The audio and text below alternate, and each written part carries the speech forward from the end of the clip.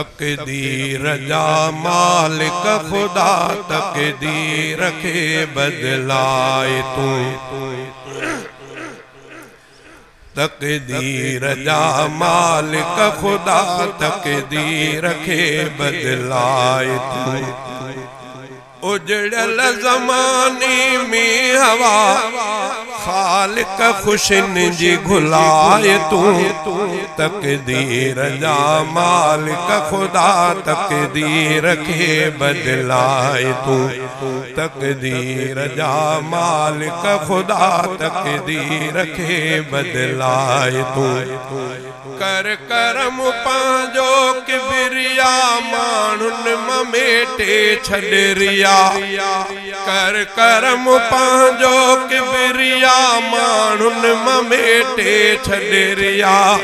नफरत खत्म कर या खुदा नफरत खत्म कर या खुदा।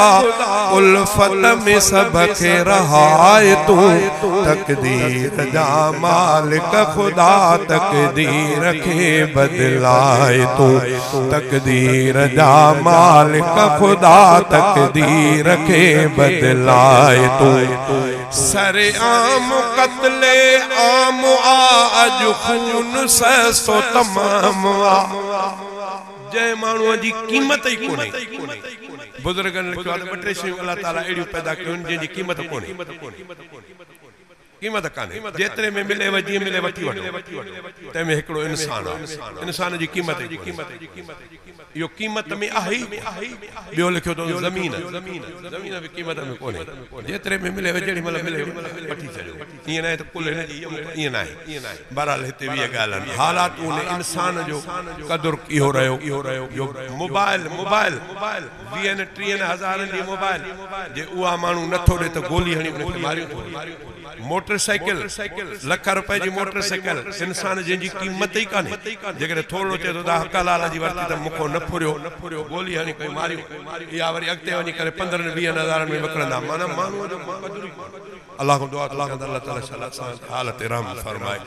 चई सरे आम कत्ले आम आज खून सो तमाम थो मानू मानू के कुहे थो मानू मानू के कुहे एहसास दिन में जगाए तू। तकदीर जा मालिक खुदा तकदीर के बदलाए तू। तकदीर जा मालिक खुदा तकदीर के बदलाए तू। उजड़ल ज़माने में हवा खालिक खुशन जी घुलाए तू। तकदीर जा मालिक खुदा तकदीर के बदलाए तू। मिट माइटी अज व्यापले लालच जी संगत थी हले।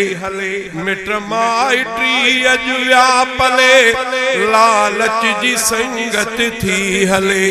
साईं मफादन का सजी हिन खल्क के त बचाए तू। तकदीर जा मालिक खुदा तकदीर के बदलाए तू। पांजे नदर का दूर कर दुनिया में कहीं पांजे नदर का धार कर दुनिया में कहीं के न ख्वार कर।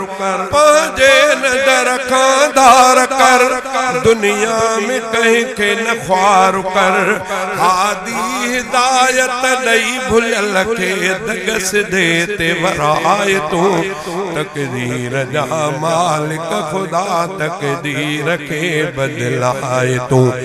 राहू मोहम्मद जी सदा बुधण वारा खुदा।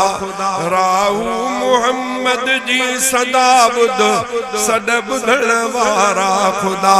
करदा तुम मुझे दांजो करदा तुम मुझे दांजो सब अर्ज़ मुंजा घाए तू। तकदीर जा मालिक खुदा तकदीर के बदलाए तू।